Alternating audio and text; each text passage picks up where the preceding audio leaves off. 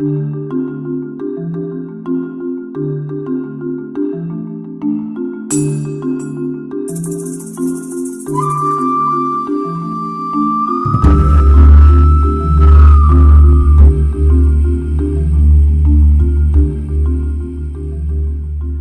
so now let's talk about making gray hair red, because I think that's a big issue, and that's one of the biggest issues in this whole program, because I think making blonde hair, covering gray hair with blondes, we talked about that a little bit already, or using brunettes, you have plenty dye load in the brunettes, so that's going to be pretty straightforward.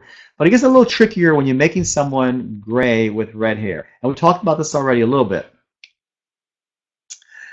But now I want to talk about ratios primarily, because we don't want to use too much red and have her come out like a stop sign. But by the same token, you have to put enough red in there, okay? So here's my rule of thumb on this. And it's pretty straightforward. And here we go. The first thing you want to do is establish the amount of gray, white in the hair and put her into one of these three categories. This is a two-step process, okay? So now we're talking about, I'm going to give you a formulation now as to how to know how to make your formulation when you're trying to make someone with gray, white hair, like mine, a redhead. Okay, what's your ratios?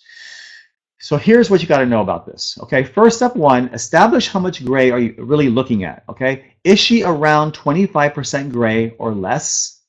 Is she around 50% gray? Meaning is she like 60-40, 55-65? I mean, somewhere in that category. Let's not be too specific as 50 exactly, but is she about 50% more or less gray white, or is she around 75% gray white or more? Okay, so just put her broadly into one of these three categories. Now, one thing I want to keep in mind here is that on some clients, like the lady I showed you earlier, she was about 85% gray on the top, but on the back and sides, she was like 50-50.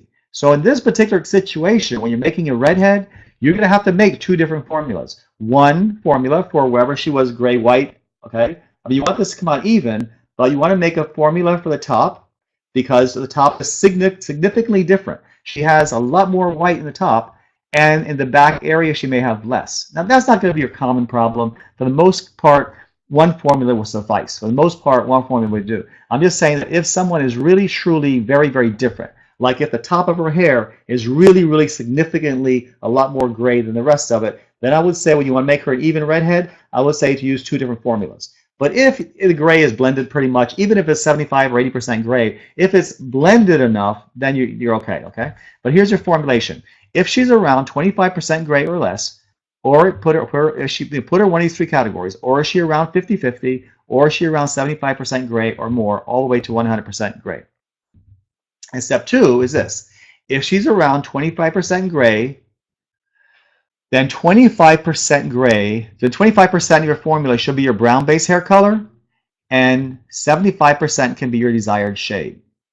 If she's around 50-50, 50% gray and 50%, then 50% of your formula should be your brown base shade, and 50% should be your desired red shade.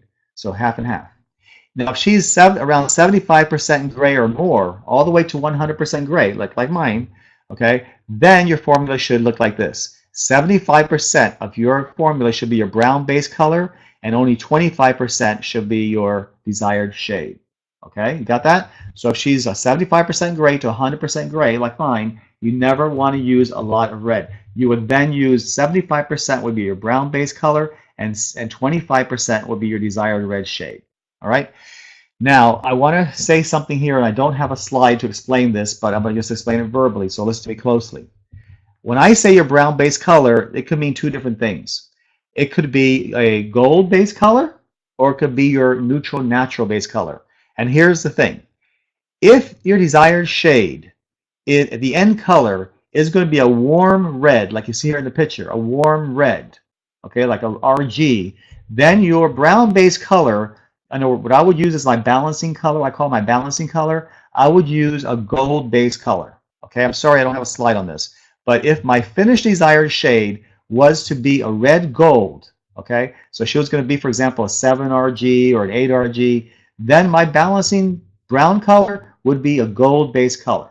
Okay, that's still considered a brown color. Now, as opposed to that, if my finished desired red was not a gold red, but was a violet red, like an auburn type color, then my balancing brown color would not be a gold-based color. My balancing brown color would be an N series color, because your N series will complement the violet better, and your G will complement the golden reds better. Okay, does that make sense, everybody? Give me a high five on that if you understand what I just said. Or if you have any questions by now or anything, please let me know that. All right.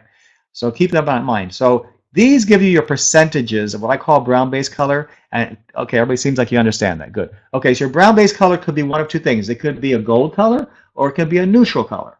And depending on what your end result is, if your end result is going to be a red-violet, use your N's. If your end result is going to be a red-gold, use your G's as your balancing color. Okay, everybody understands that? We're all on board. Okay, cool. Good. Glad to hear.